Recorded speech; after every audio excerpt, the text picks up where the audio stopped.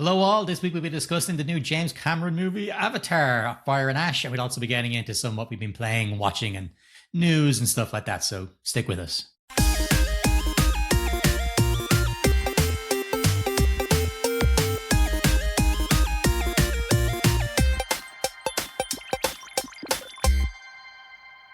Hello, all. Welcome to Middle Age Geeks. My name is Phil. I'm joined, as always, by my co-host Daz. Daz, what's the story? How are you? Very good, very good. It's a nice post-Christmas podcast. We're just trying to work off and burn off all the chocolate and cake, which is quite difficult. But yeah, all things good here. How about yourself? Get anything nice for Christmas?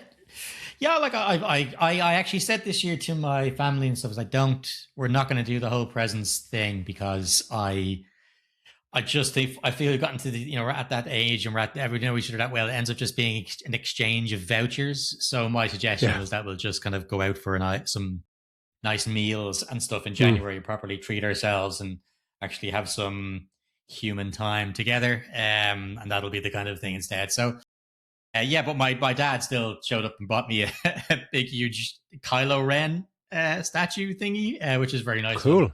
Nice. So that's I have that downstairs on the counter.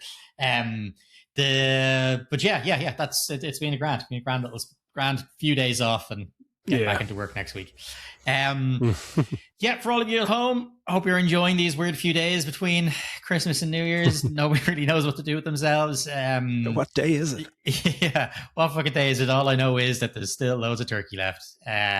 We're just going to go through our usual podcast, which is our movie discussion review. But before that, we have a couple of bits and pieces like news and what we've been playing and watching. So, Daz, why don't we start off with news? Has there been anything for you this week? I mean, for me, not a massive amount.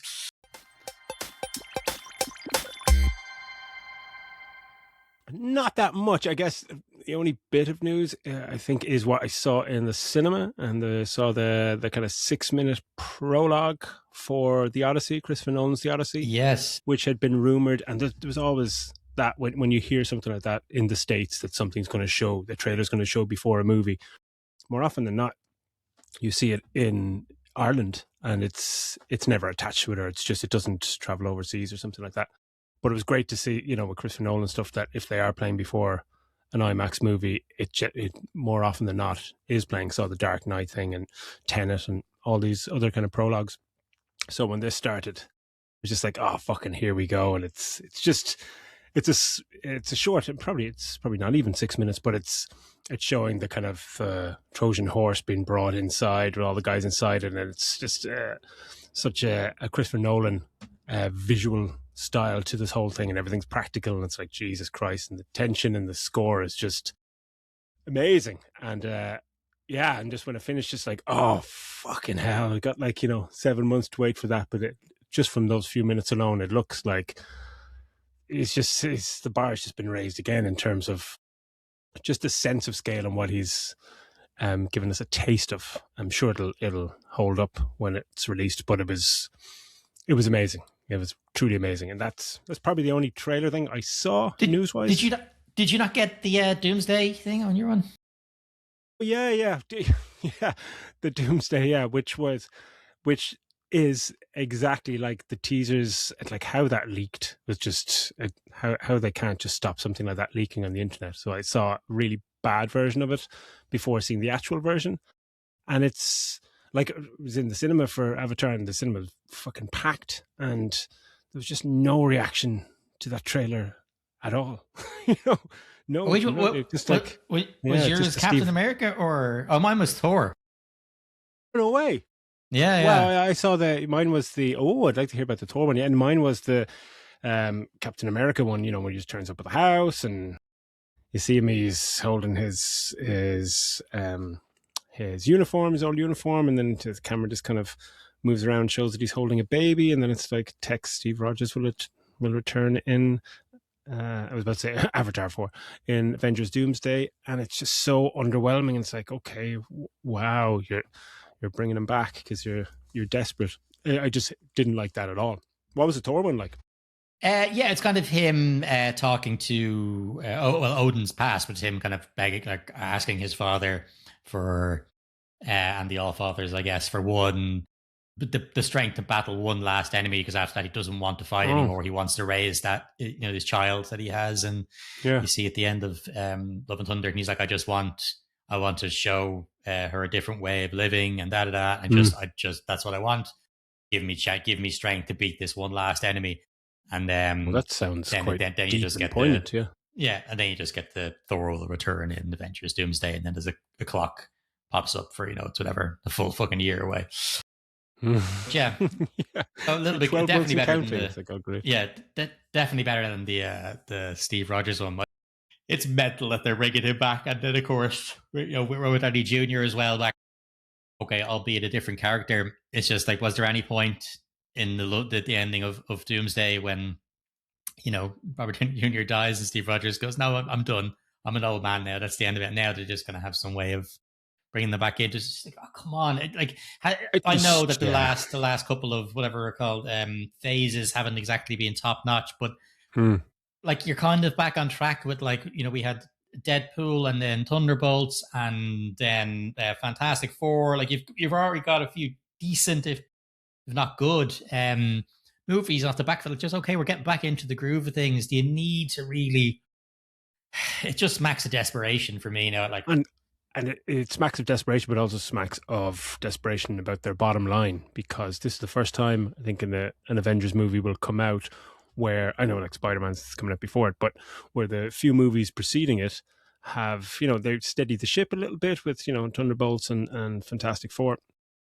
But those two movies, box office wise, made fuck all. No one went to see them. So it's never been, an Avengers movie has never kind of been landing with such a lack of Marvel moviegoers. I'm sure Spider-Man might change that a little bit, but yeah, I'd say they have to be a little bit worried. It's not a guaranteed surefire hit, and the way the trailers went down, and this kind of comments online, everyone's kind of going like, the whole thing was like this Doomsday trailer. When they release a trailer, the first footage of it, like it was people saying it's really important. It's never been more important to deliver a fucking amazing trailer to get everyone going, all right, let's go. And the reaction to these have been like, okay, well, just give us a fucking trailer, or just give us a teaser, like a good teaser with fucking bombastic music, a couple of hints at characters and action set pieces or something, and put them all together, rather than these standalone little kind of character teasers that just are missing the mark. Just strange choice to start their marketing push this way. Yeah, who knows? Yeah. Well, okay, nothing else news wise, so I'm definitely not my end anyway. So why don't we jump on down to what we have been playing and watching? What have you been getting into over the Christmas period, Des?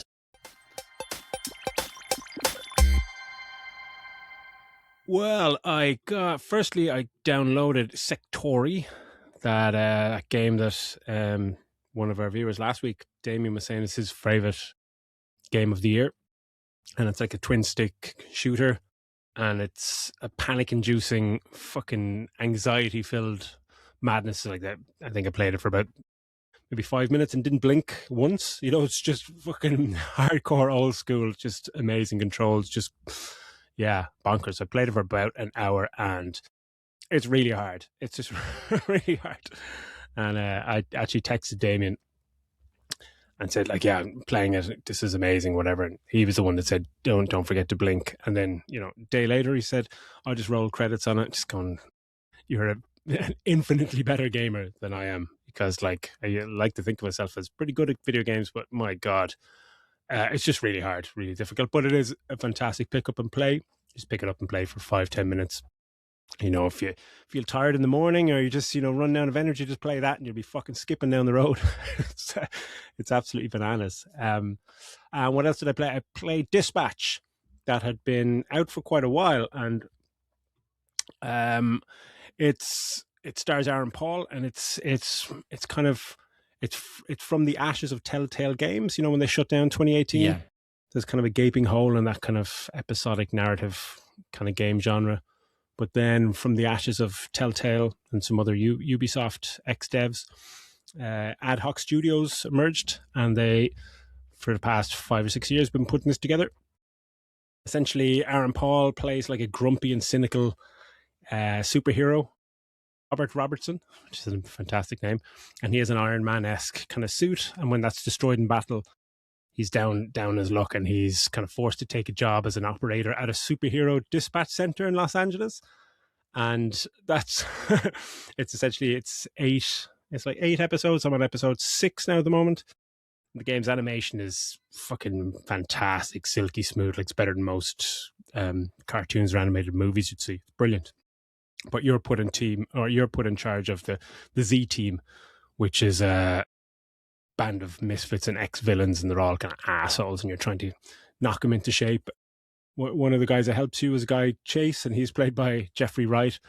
And one of the best vocal performances I've ever come across. He plays a guy in his 30s, but he was messing with some kind of tech or whatever, and he looks like he's 85 or something. He's just curses a lot. He's fucking hilarious, but it's brilliant. Like, the gameplay plays mostly through you're making narrative choices and seeing, there's different branching kind of storylines and stuff like that. And then the actual gameplay is you just looking at a screen and selecting people to go to different emergencies and all that kind of stuff. And that's very basic gameplay, but it's the interplay and between the characters who are all just absolute fucking assholes. And the writing is sublime. It's hilarious. Like, one of my favorites, this guy, the water boy, who's this really weird kind of like not very confident kind of young guy who's just kind of oozes water all the time. And before he gets on the team, he just cleans the office by just puking water all over TV screens. It's just wild and absurd, but it's fucking excellent. Like, it's definitely, it justifies its kind of 9s out of 10s that it's been getting across the board. Yeah. So I'm absolutely loving that at the moment. And watching wise, I've watched fuck all apart from kids' movies and The Grinch, and cartoons and shit. How about yourself? Not the massive amount to do. I'm kind of putting off watching the second half of the last season of Stranger Things, because I didn't really enjoy the first half. I watched it a few weeks back. And now we're into the last one. They're not getting amazing reviews and stuff. It hasn't ended well, which is a shame, because I was looking forward to this show, long before it even came out, and then it's such an avid fan of it, and then I just haven't enjoyed this season. But anyway, I'll get into it. The first half of it, are they like movie length episodes? They're an hour or so long. Yeah, I think. Yeah. Okay. So yeah, like, I'll get to it eventually, but I haven't really get into anything new either. That was like yourself. I think gaming wise, I've just been replaying Stellar Blade, which is class. Just love that game. I'm dying to get into that now. Yeah, you definitely should. So good. You picked it up, didn't you? You said. Yeah. I'm waiting there to play it now. Yeah. Okay, cool. Well, look, with those sections out of the way, why don't we get on then to the main event, which is Fire and Ash, by the new Avatar movie. So, Daz, whenever you're ready, talk us through that one.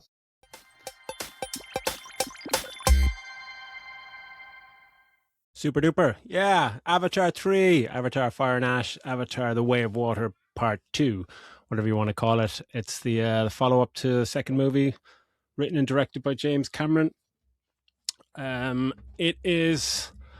Let's get a synopsis before we get going. So Jake and Neytiri's family grapples with grief encountering a new aggressive Na'vi tribe, the Ash people, who are led by the fiery Varang, as the conflict on Pandora escalates and a new moral focus emerges, apparently. This movie has been out about 10 days now. It's doing pretty well. There was reports that, it was subpar to the Way of Water's opening, but it's made 560 million already. I think the Way of Water made 2.3 billion. First Avatar made 2.9 billion. So I'm sure this will do. It's fucking ridiculous numbers when you think of it. But like those movies, they never opened with big opening weekends anyway. They just opened at the right time and had steady kind of 70, 80 million every week. So yeah, what we'll do is we will go through our non-spoiler thoughts as much as we can before we delve into a few spoilers. But firstly, I'd love to get your opinion on this one, Phil, because we haven't talked about it at all, and we both saw it yesterday. Yeah. So what did you think? Well, I think as you might have alluded to a little bit in your description, like when I was watching, I was like, haven't I seen this movie before? Like there's so many similarities to the last one, specific in particular. I like, yeah, like you're kind of doing the same thing over and over again. Kind of okay, we've got a bit of hardship. We'll meet some new mates. We'll have a big battle. Everything will seem like it's about to be lost, but then the magic animals from the magic Mother Earth, whatever the fuck, will all come in and help and save and win the day. And it's just the same thing over and over again. And for those of you at home, I'm very sorry to say Spike is still alive. And like this fucking annoying Mowgli fucking asshole. Why has he got fucking blue paint on him and everything? Like acting like he's like feral. Sometimes he's growling and shit, and somebody speaks absolutely perfectly for the rest of the time. It's like you're either feral or you're not. Like, and yeah, I hate him. I hate him. Yeah, like the thing is, like my overall thoughts are this is a good movie because James Cameron makes good movies. The effects are obviously going to be incredible. Like it's a good movie. It's just it's annoying that it's just more of what they're saying. There is nothing in here that I've gone, wow, that's totally different than what we've got from the last two movies. I don't see where, like, if he gets money to do another Avatar movie, is it going to be more of this again? Like, is it just the same thing? I thought they could have taken a cool direction with Una Chaplin's character, what you say, Varang. They could have taken like that is quite interesting. This fucking thing that doesn't believe in or Iowa doesn't have that kind of side of things. It's just all about taking what they can and raiding other tribes and stuff. That kind of just maybe focus on them and give the humans a complete backseat. It's as I said, I think it's a good movie. It's just I was expecting it to be something more, something different than what we've already gotten. But yeah, what about you? Yeah, I thought this was a massive, massive disappointment for me. I think I would echo you. If the second movie didn't happen, I think this would be a good movie, but it's just this, it's the same stuff happening again. At the end of this movie, there's no real difference to where people are than they were at the end of the second movie. Oh, there's just so many story beats. It's just the same thing over and over again. Oh, they get captured. Oh, the kids are fucking annoying. They never do what their dad says ever. And then, but they get into peril. Someone gets captured. Then then the kids save them, and then someone else gets captured, and then they're hiding in the woods, and then it ends again with like Sully and Quaritch again having another battle on a fucking fiery, helicarrier or whatever. It's this. I think it's just so obviously this was meant to be one movie at some point. These two, there's have to be one movie because like this one, because it's a direct. It takes or it starts pretty much directly after the second movie.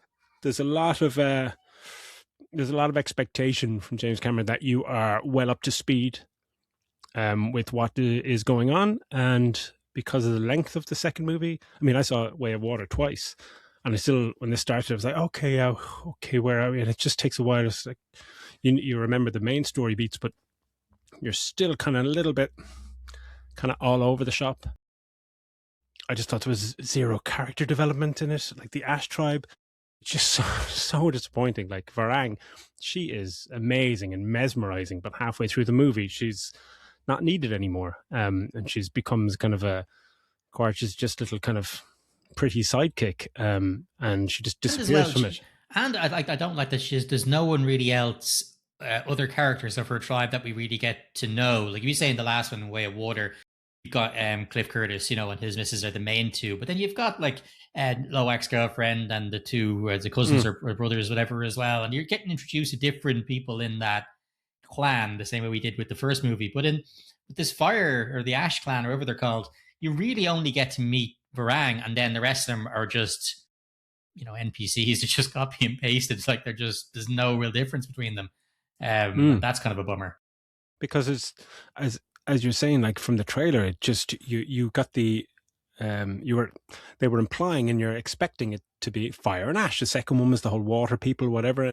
Spoiler, most of this movie still takes place in the same Pandora that you saw in the last movie. That like you're in the the Ash People's area for about fucking 20 minutes. And it's in an interesting setup that they don't believe in Awa and they don't believe in the Mother Earth and all this stuff because the volcano erupted and she did fucking nothing and it scorched all their earth and their land. And it's like, that's fantastic. And there's so many interesting themes in this movie that are just kind of lifted up like, hey, here's something, fuck it. And then they just throw it away and just go back to the same fucking shit. Like it's the same movie. Like Yeah. so many things happen at the exact same time, and in the exact same way.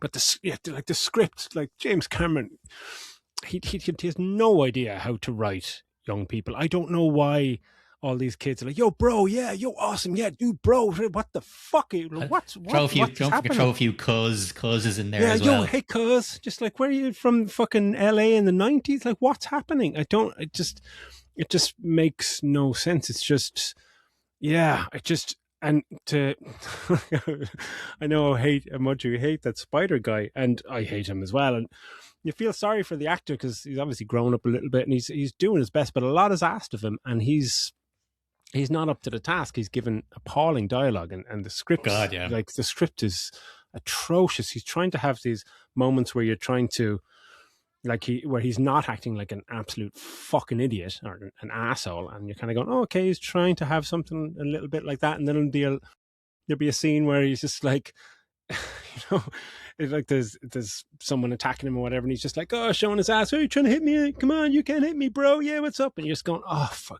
God's sake, like, yeah, like I almost could bear him, and then you're just going, this guy is just, you just don't like him. I don't like most of the characters. Well, sometimes it's like he's just saying his internal monologue out loud. Like at one point, oh, I may take this suit off to take a piss. Oh, you're right. I'll have a drink of water first, then I'll pee in the river, and then I'll do this. And you can just think that stuff in your head. You don't need to say it out loud.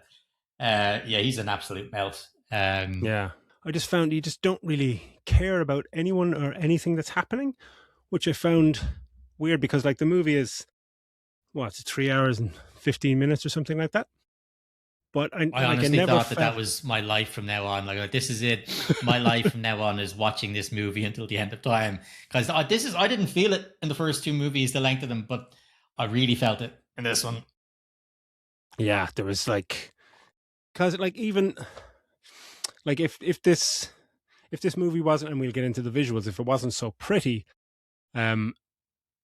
I would have absolutely probably hated my experience in it. But even though you're feeling the time and you're feeling how long it is, it's still, because it's a visual feast, that makes up for certain things with me. But like, just in terms of the story, I just didn't care about anyone. This, like, Neytiri from the start, you think they're setting up some kind of arc with her and Spider, because she's just like very quickly going like, we can't have him here, like they're going to be searching for him or whatever, let's fucking kill him. It's like, okay, that's pretty fucking crazy. But then you realize, okay, she's dealing with the grief from the second movie, and you think that's another thing they're kind of teasing, like, okay, is something going to happen there with that family dynamic? But nothing really does until it does kind of later, but it's completely unjustified. There's no build up to it. They never really share any scenes at all. It's just all these things that are kind of set up from a narrative point of view, all these threads that just don't hold true at all. That nothing really happens. It's just people getting captured and then back. And it's the fact that they center the whole movie and the whole plot, or if you want to call it a plot, very threadbare plot, on the whole thing of Spider and being able to breathe the air. And it's like, oh, he's the MacGuffin now. They're going to come and get him. And that's what they're centering the whole movie about, Avatar and these blue people in this lovely world. And they decide to pick the one character who's not an alien, who's not one of these interesting Navi characters. Like, they center it on this really annoying kid. And it just doesn't work. It's not a good choice to do that. No one, like, I didn't like him. So when I was watching it, I was like, oh, Phil, I fucking hate this. Like, you really despise that character. But it just seemed like a very odd choice. And that's why I really got a sense that, like, that these were two movies put together, and he just obviously just there's too much footage, and we kind of get into it in spoilers. Even though this is 3 hours and 15 minutes, there's still moments where you're going, "Have we missed a scene here?" Like this, just people just turn up covered in paint and stuff, and you're just like, am I missing some character development here? How is this movie so long, and I still feel that there's something kind of missing from it? But yeah, it's just the same fucking thing. You're just going, I can't believe I've seen this before. It's just like, oh, the whales are back. Oh, we've done that before. We did it last movie. There's even like Spider when he's caught and he's put in a fucking jail cell, and his dad comes in. They kind of have this thing where he's trying to bond with him. It's like we did that the last movie. We've done all this before. Every single beat has been done before, and everyone's in the same place that they were fucking 10 hours of Avatar movies ago. It's just it was mind-numbingly poor in that regard, especially script-wise. Yeah. No, I agree. Like I said, though, I don't think I can call it like a bad movie just because if I'm looking at it on its own merits, and yes, it is pretty much the same movie as the last one, but even the last one was a good movie, and this is the same kind of thing. Like it's that's why, as much as I'm angry that they didn't do something new with it and all the chances they could have taken to go different directions with it, it's difficult for me to put the label bad on it. Maybe my experience watching it wasn't the best because I was like, I've already fucking seen this movie. I don't know. I don't think I could still put it down. Like when we're doing our stars, I don't think I could put it down with our lower stuff because you can't say that it's not competent, filmmaking. Okay, script is shocking. With regards to how it's shot, how it looks and everything, it looks fantastic. It's entertaining for the most part. The big scenes, the big action scenes are really like, wow, it looks incredible. But at the same time, even having all that, it's still the experience of watching it was just like, I've already had this experience. I've seen this movie before.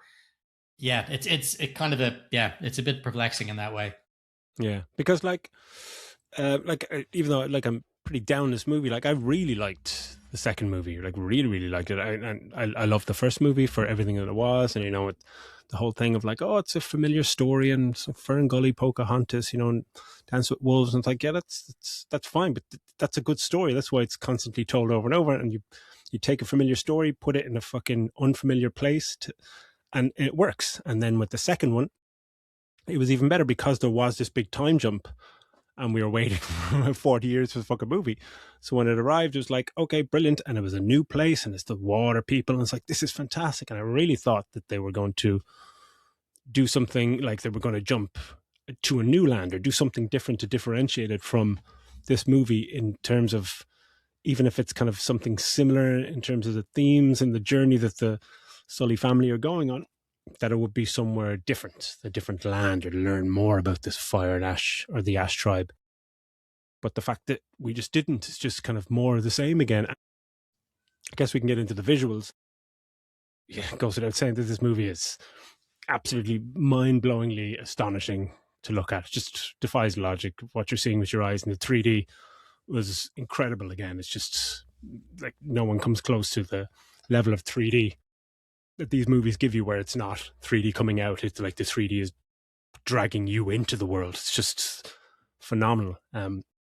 But the thing is, because these movies were made around the same time, or but they were made at the same time, there's not that much of a leap in terms of visuals. It's like, it looks amazing, but it looked this amazing 3 years ago as well when we saw Way of Water. So from that aspect, it's like it does look fantastic, but again, that will run out of steam. That gets you so far, and it got me so far that I wasn't looking at my watch that much during the movie, because it's just a feast for the eyes.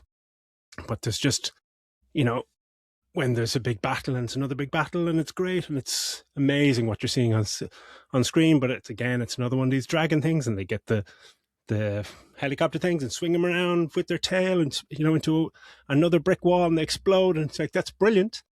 But I saw this 3 years ago. I saw it fucking 14 years ago, 15 years ago.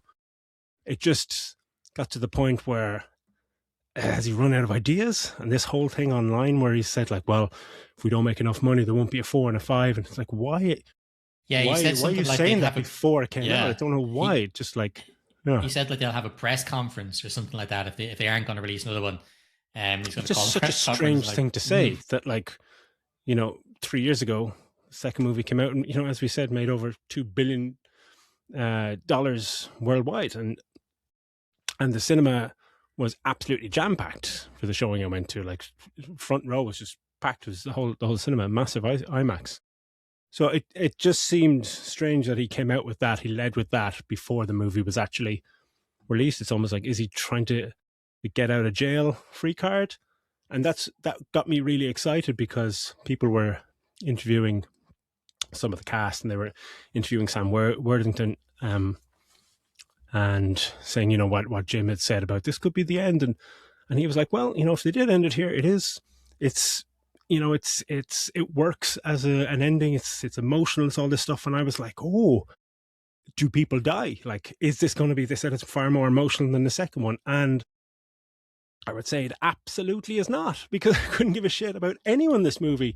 I'm going into spoilers, but like nothing happens of any, there's no emotional weight to anything. If anything that they think there is emotional weight attached to, it's scenes with Spider that no one fucking gives a shit. There's nothing. And he doesn't have the acting chops to sell any of the emotional things he's been asked to do. So like I thought like the end of the second movie was far more emotional because you get a death scene and it's a family grief and it's just that hit. And even though those kids were assholes and idiots in the second movie, they still are here. But even in the second movie, you were still sad to see, if anything happened to them.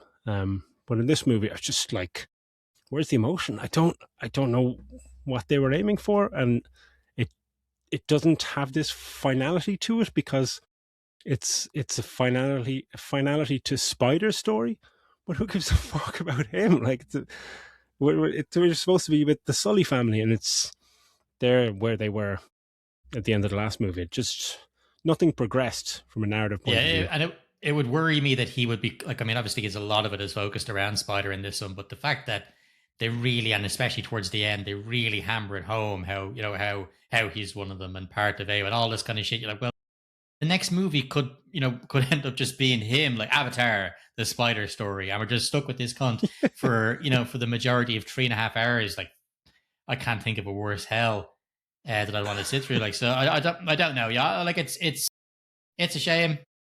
But like I go with regards to the visuals, there was a couple of moments where I thought it didn't look absolutely amazing. There was it's some of the stuff with Loak, some of his shots that were just super up close. They just looked off or something. I'm not sure what. But for the most part, what I find amazing about these is that pretty much everything you're seeing isn't there or is CG enhanced in some way, and yet you completely forget it. Because it looks so good. Instantly. You just completely forget that this isn't real, that you're watching a lot of fucking blue aliens and, people interacting and all those ships. None of it is there.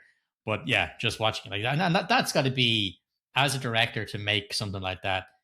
I find it hard to get my head around that much CGI. When you're thinking about where everybody has to be, because we talk about geography when we're talking about scenes, like all this, like trying to fit in when everything is being done on green screen on a sound stage. It must be an insane thing to have it pictured in your mind exactly what you want and to get it to come out coherently when everything is CGI. Yeah, and the amount of computing power needed to render out even a second of that, it's just kind of blows my mind. And the fact that like James Cameron he's made some of the greatest movies ever made, and I think in this movie and what's on show, he's an amazing filmmaker. I don't think he's an amazing storyteller, and he's amazing at directing everything else, bar some of the characters and from some of his stories. So it's kind of a split down the middle. You're just in awe of the filmmaking prowess on one side, and then the other side you're just going, Jesus Christ, are you that invested in this that you're forgetting about the story part? Have you run out of story? Is that why you're talking about like, oh, we'll have a press conference to tell you how Avatar would have ended? Just like, are you done? Like, has it taken too much out of you? It's kind of bewildering. But yeah, one thing I wanted to mention that I thought was that I noticed with regards to the score, like more often than not, we'll always either talk about whether the score was kind of there, whether it was good, was it pronounced, was it, iconic or anything like that. And what I noticed about this is almost like the lack of the score of that theme, that Avatar kind of theme when I think it plays early on in the movie, and then after that, there was no moments where the theme just fucking score just starts to swell, and you just get these operatic fucking sounds to go with these lush, incredible visuals. But yeah, the score just did not. It just didn't work for me at all in this, and I don't know if I was just tuned out or anything like that. But yeah, I was Yeah, it's actually interesting you say that, because usually I'll make a note, make a note about what the score, if I think score it hit was brilliant at that part. Yeah, I actually didn't even take any notes about the score at all, so I don't, I don't really think it hit for me, because I didn't even really notice it. And sometimes the score is almost, as we said before, the score is almost an extra character in the movie. Absolutely, whereas the first one, the first movie when when the animals and everything and Mother Earth kind of comes to the rescue. And that score just fucking swells as, Neytiri goes, she heard us or something like that. And it's fucking goosebumps. You're like, whoa, especially in IMAX with that fucking sound. Yeah, and in this, there was no kind of hell yeah, wow kind of moments, whether it's emotional moments or just cinematic madness during some of the battles. They were very visually impressive, but it just, yeah. But yeah, and Ewa is she's a bit of a fucking bitch, this Mother Earth. She just does fucking nothing until finally she goes, okay, fuck's sake, yeah, I'll do something. Clicks her fingers, and this time, I'm just going to send some nasty fucking deep sea eels to the rescue. And it's go, thanks a million. Where were you 10 minutes ago? The whales are dead. Just for fuck's sake. Yeah, she kind of wrecked my head. So yeah, let's chat a bit about some performances. What did you think about the main cast? Yeah, again, there's so much of this is obviously mocap and ADR and stuff like that, but it was good. I think I would have liked to have seen a little bit more of some characters. Like Jermaine Clement is there, and then all of a sudden he's just gone. I would like to see more of him, and then more of Norm, and that kind of crew in there. I would maybe like to see a bit more of them. This is just this is going to be Sam Worthington getting in there as the main star of this back in whatever it was, 2009, was it the first one came out? Or whatever it was. Him getting in there is just cha-ching, because he's not really in that much else. And he got paid 20 million or something for this movie. He got 5% of the gross or something like that as well, of back end. Really? Yeah, so he made nice bit of change. He's getting himself, so he will really never have to start in anything if he just keeps being in these movies, or in general, which is just ridiculous. He'll be the Avatar guy. Yeah, it's crazy. It's actually, I heard what's his face. Oh God, his name Daniel Craig for Wake Up Dead Man. He got it worked out at 43 minutes screen time, and he got paid 50 million. Fuck so off, he got so over $1 million a minute. He was getting 50 million quid. Brilliant. Well deserved. That's amazing. Yeah, but so yeah, it's that I think that Neytiri was probably my favorite performance in this, because it's her thing is way more complicated. It's not just this, this revenge, keep my family safe, good guys against bad guys. Her thing is really trying it difficult to see anything inspired her, but this humans that are responsible for her son's death in the second one, and then also that complicated feeling of, actually her husband is human on the inside, just avatar body, as you said. So her kids are half of that as well. And so hers is really thing. So her coming to terms with that and all that, that's a much more complex story and a lot more complex arc than other characters get in this, which I feel the rest of it is just so predictable that you're not really getting anything. So I thought she was great. I guess, apart from that, the kids are just annoying as fuck. The youngest kid is absolutely adorable, that character. Took. Is it Took or Took? She's in it for about 3 minutes. Yeah, she's adorable. But like, yeah, I don't know, and I'm not really. I'm not really totally sold on Kiri, the what's her face, the Sigourney Weaver character. It's weird, like Sigourney, like the how they didn't augment Sigourney Weaver's voice maybe more to because she doesn't sound, she's a fucking 78-year-old woman or something, and she's playing like an 11-year-old kid. It's just she doesn't she sounds like an old woman at times, which is kind of weird. And she, like her character is, it's kind of, she's a big part of it again, but she was a big part of it and the last one is again the same fucking things happening with her. Don't connect because you're too fucking tapped into Mother Earth or whatever. And like she has a scene when the thing happens with Spider and the breathing that like she's sitting down. It's just this weird kind of tribal orgasmic thing that is just really fucking, I just couldn't stop laughing. I almost couldn't look at the screen. It's like this is really awkward to watch. She's like just like, what the fuck is, what are you doing? It reminded Mr. me of Cameron? what's her face. Oh God, fuck, what's her name from in the Suicide Squad when she's doing the sky beam thing and she's just what's her name, Cara thing, Cara Yeah, Delevingne, Cara and she's just Delevingne, doing yeah. this weird fucking hip that thing movement. I was like, what the fuck are you doing? Like, That's more. uh, Yeah, but she was kind of, she's a good kind of character, but it's, again, it's just the same story beats going on with her. I mean, same with Quaritch. Like himself and Sully spend a lot of time together in this movie, and they end up doing their fight thing at the end, all this kind of shit. But it's like there's so many and like sections in the movie that I love that when there's kind of like good guy, bad guy, and they have to kind of work together. If they have to put away their differences for the greater good or to escape a common enemy. This kind of stuff, and it's kind of hinted that Quaritch, there's kind of a softening of him because it's his kid and he hates the Na'vi, but in the last movie, but now he is yeah, an avatar and stuff, and they've hinted with that in the last movie, and they kind of hint a bit with this movie, but they just don't go with it at all. Like he has no fucking arc whatsoever. He's just yeah, he's kind of this, and he just resorts yeah. to fucking one note bad guy again. You're like, for fuck's sake, like that's so poor. By the end of these movies, though, like whenever if there is a 4 out of 5, he will 100% be on the good guys team. Like that's definitely what's going to happen. He'll go turn around and end up killing a bunch of the humans and fucking turn good. Oh, I see the way of the Navi people, and that's it. He'll see the true way of who cares. But yeah, he will. He'll definitely turn to a good guy. Yeah, but like I think we're missing some character development from him in that regard, because it's like when his relationship with Farang is kind of interesting, that they kind of have to team up, and that like her single purpose is like she can find people with her kind of ponytail weird thing, tentacle, and it's like, okay, that's going to work. But like at one point, it's not a spoiler, but at one point Quaritch just turns up to a meeting with all the generals in the home base, just dressed in fucking, or he's in his avatar thing, but it's all red and white ash paint, just like, what the fuck? When did that happen? You have lost the plot, mate.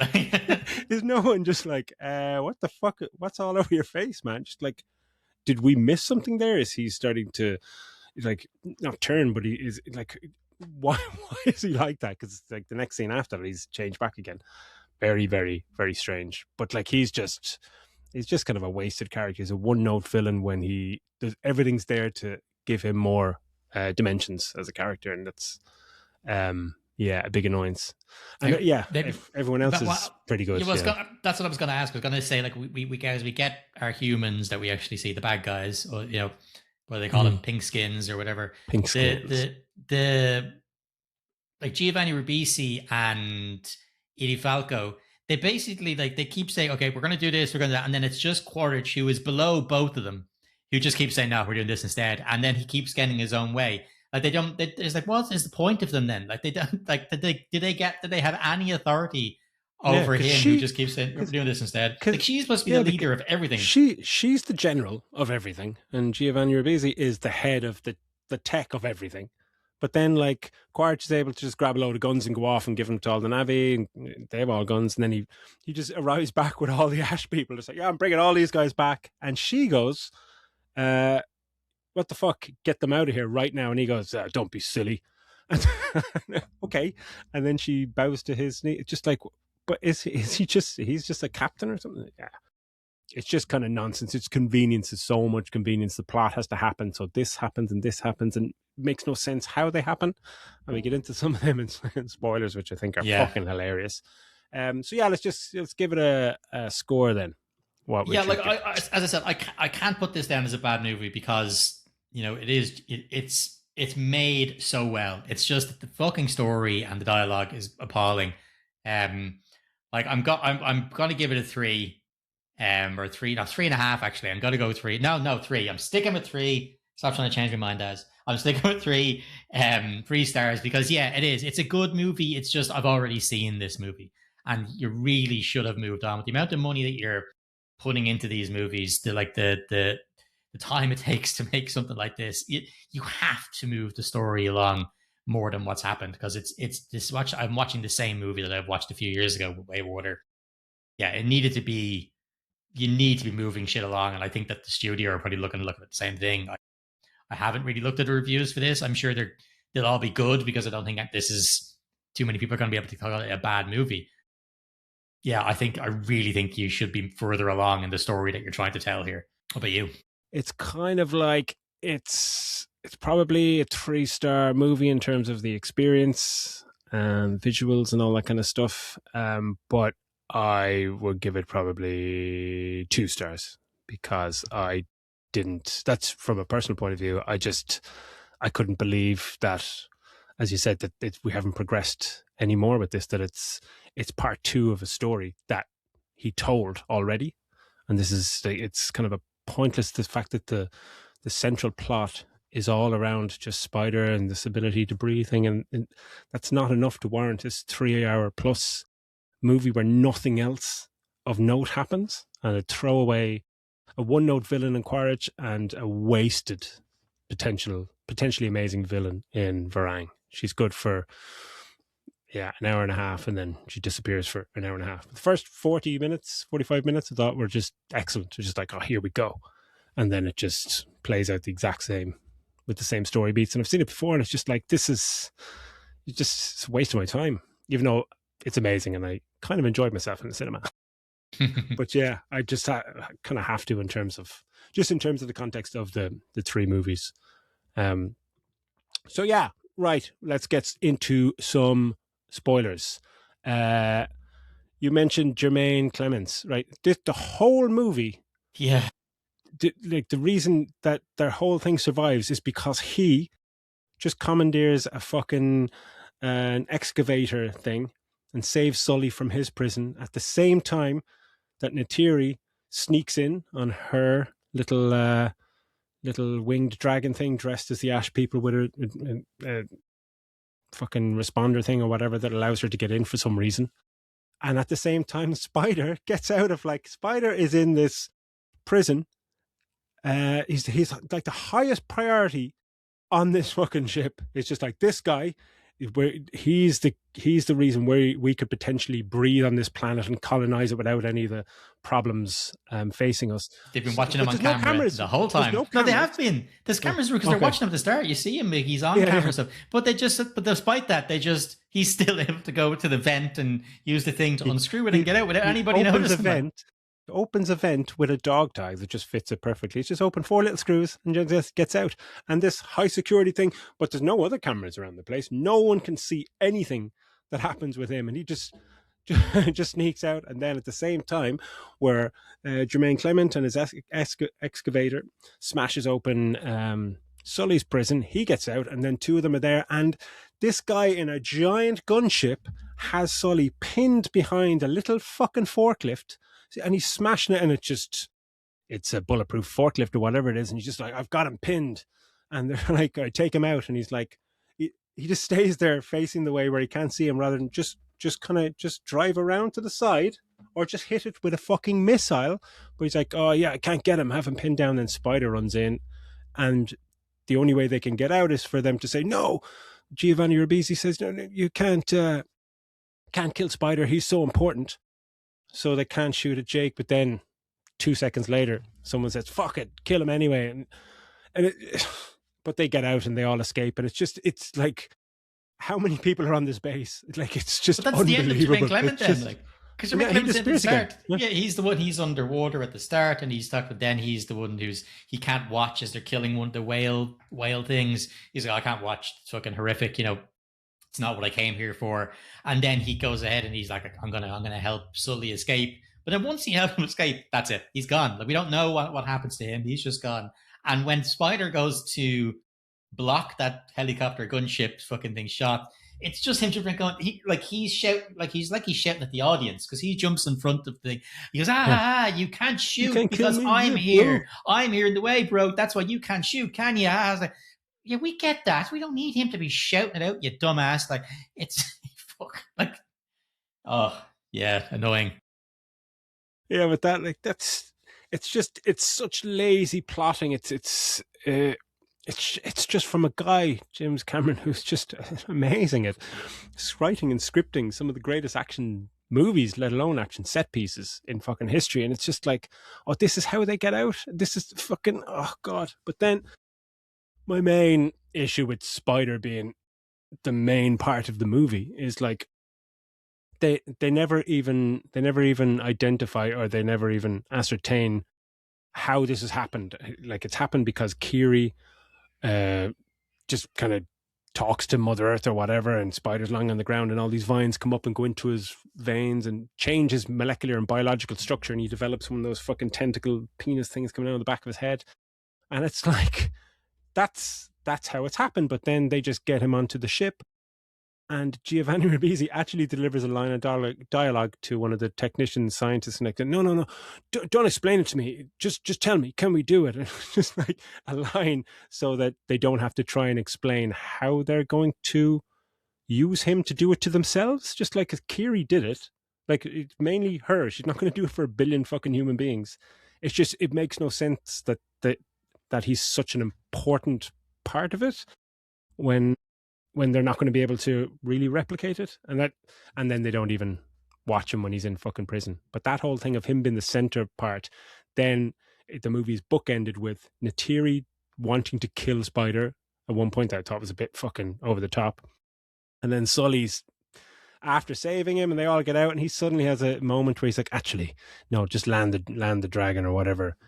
And he decides to try and Brings him walk off into the woods to kill him. into the woods to stab him and kill him, and you're just like, what? And again, I hate when movies do this, where it's like they really play it like it's going to happen, and you're like, it's never in a million years going to fucking happen. And he's just like, no, I got to kill you. And he never tells Spider, he never explains to him, spoilers, he doesn't do it, but he never explains to Spider why he was going to do that. Spider's just like, I know I have to go to Awa now, I have to go to, and it's never explained, and Spider's trying to sell this emotion that just doesn't work, and Just it's horrendous. And it's like, 2 what? seconds before Spider is saying that, he's begging him not to do it. He's like, don't do it, don't do it, don't do it. And then he Sully's understands. like, shut up. And then he goes, okay, fair enough. I know I have to be killed. Like, hang on a second.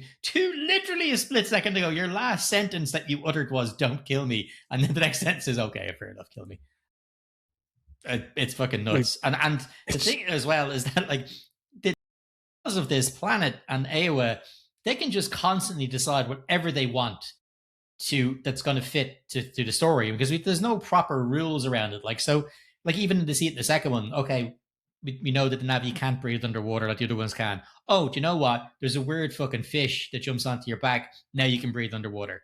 And then in this one, how are we going to get things? Oh, well, it turns out she can connect to the roots, and that'll do it. But what about Spider? He can't breathe. Oh, well, it turns out if he connects in this way, he can breathe. And then the same at the end of the first one, like, how come, even in the first one, when you're like, how is he able to become a full-on Na'vi? Oh, well, it turns out that when you put down an avatar, lifeless body, and a human body, it's able to transfer to consciousness.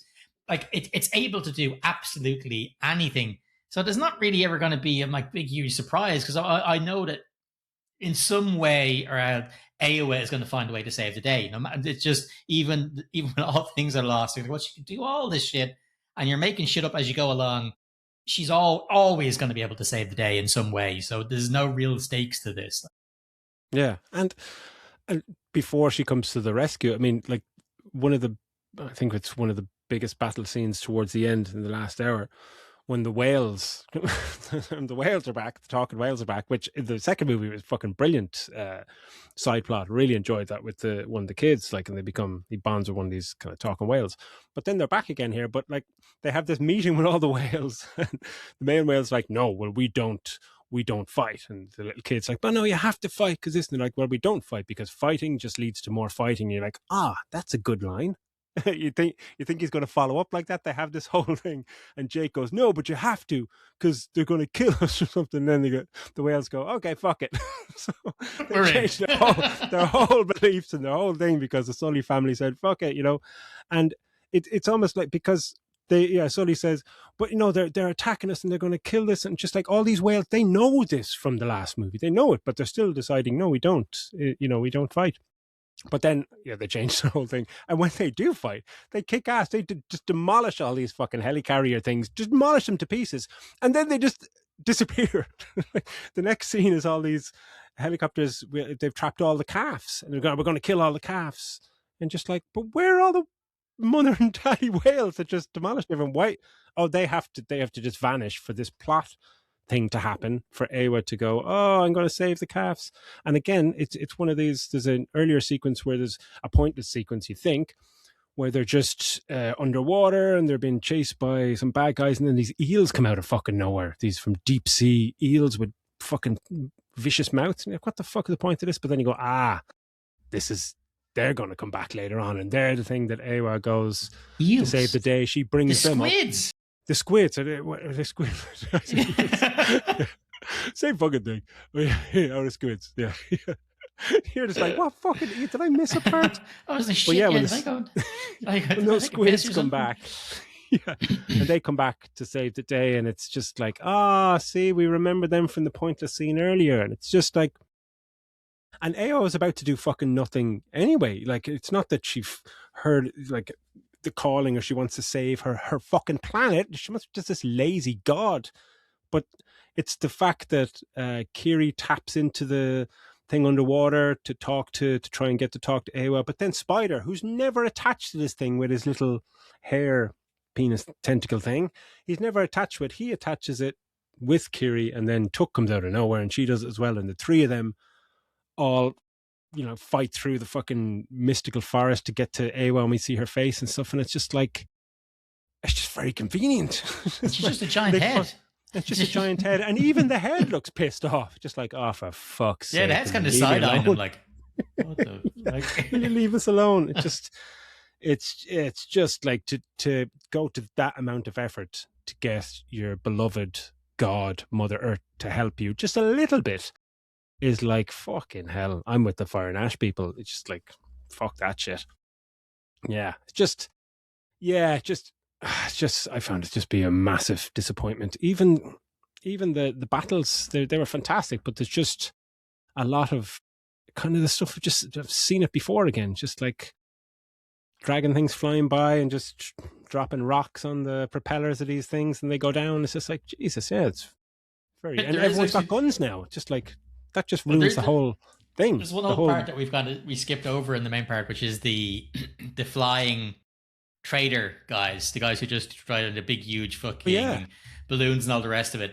Okay, it's only a very short thing in it, but how recognizable is David Toulis? The minute he walked up, he didn't even have to open his mouth. The look, just the shape of his face, before he even talked, I was like, oh, that looks like David Toulis. Then he starts talking, I was like, that fucking is him. No way. He's such a recognizable face, even as a blue. Yeah, even as a blue creature, you're like, oh, I know exactly who that is.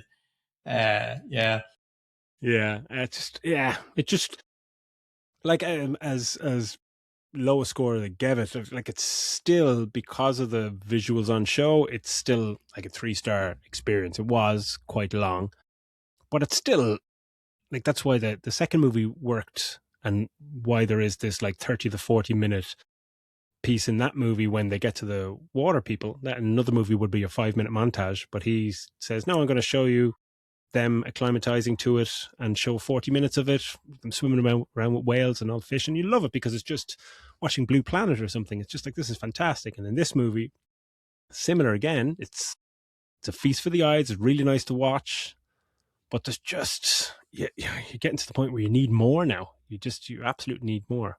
And Oh yeah, and maybe last point. The Sully, when he goes back to get where he becomes Tarek Noor or whatever again, and he goes back to get his beast, his flying beast that's just hiding in a cave somewhere. But I don't understand what happens when he gets on that beast that makes him this incredible indestructible fucking warrior. Because he, like, at one point he says a line, he goes, no, I'm not getting, I can't remember the beast's name, but I'm not getting the beast, no, because when you ride the beast, you become the beast. I was just like, did he just fucking say that? Because he gets on this flying dude and it does the same as fucking everyone else, and he still gets knocked off and gets captured, and it's like kind of missing that whole thing where why he's the great fucking savior that he was in the first movie. I just didn't really get that, because that kind of annoyed me as well. It's weird as well, you're mad, because I think it's Loak is doing the narrating. Is he doing the narrating over all that stuff? Yeah, as well. I don't know why. What the point of that was? Who's he telling this to? Like, yeah. Because I thought, because it starts off pretty early where he's talking about, like, oh, I see you, brother, and I see him when I connect to Eywa and all this stuff, and you're going, oh, this is kind of interesting. Is this going to play out later on, that you're going to get a scene from the future when he's older and he's telling a story to fucking kids or something? You're just going, oh, is that 4 and 5? Are they going to jump forward again? But no, he's talking to no one. Like, a lot of people, he's talking to himself, the same way Spider talks to himself and just describes the plot to us. I will say that big fucking flying thing, that is awesome looking. That big fucking red orange thing that he flies. The fucking thing, it's absolutely awesome. Badass. But it's just been in a cave for the past fucking 2 years. Just poor thing. Oh, sorry. There's one more. This convenience thing is incredible. Like, they find Sully, like Quaritch and his buddy. His buddy comes over to him and goes, yeah, no, I found him. He's over here. He's getting safe passage with these air people in the balloons. And I say, no, you found him? He says, yeah, I gave my surveillance buddy an extra case of beer or something. Just like, what? So you gave him a case of beer so he's able to find Sully in the middle of nowhere from these surveillance cameras? Like, why can you not find him any other time? Like, ever? Like, and another thing, they always they wonder where he is. Did they not find that water village in the second movie? Do they not know where he lives? Like, he lives there. Like, well, they found some water villages. Did they find them all? Because they were going village to village, weren't they? Looking for him. I can't remember if they found them all. I don't know. But just a lot of the plot conveniences are just. It's like James Cameron he's running out of road, man. Really, he needs to do something else. I really hope after the second movie, I was like, oh, make these every 5 years and I'll watch them because they're amazing experiences. But after this one, I'm like, I hope this doesn't make that much money and he cans 4 and 5 so we can just do something else. Please just do something else. But it makes you wonder when you hear him talking about, like, Terminator Genesis or Terminator the Dark Fate. He's just like, oh, this is one of they're back on track. This is one of the great movies. And you're like, really, Jim? Have you lost your fucking mind? Maybe he is he's going down the way of Megalopolis, Francis Ford Coppola, maybe. Don't even joke about that. Right, well, look, let's end it there. Let's end it there. Yeah. Okay, look, for all of you at home, thanks very much for sticking around. The next time we talk to you, it'll be 2026. So have a great New Year. Yeah, have a great evening. Happy New Year, Christmas Eve, all that good stuff. Keep on liking, subscribing, and we'll see you all next year. Bye-bye. See you later.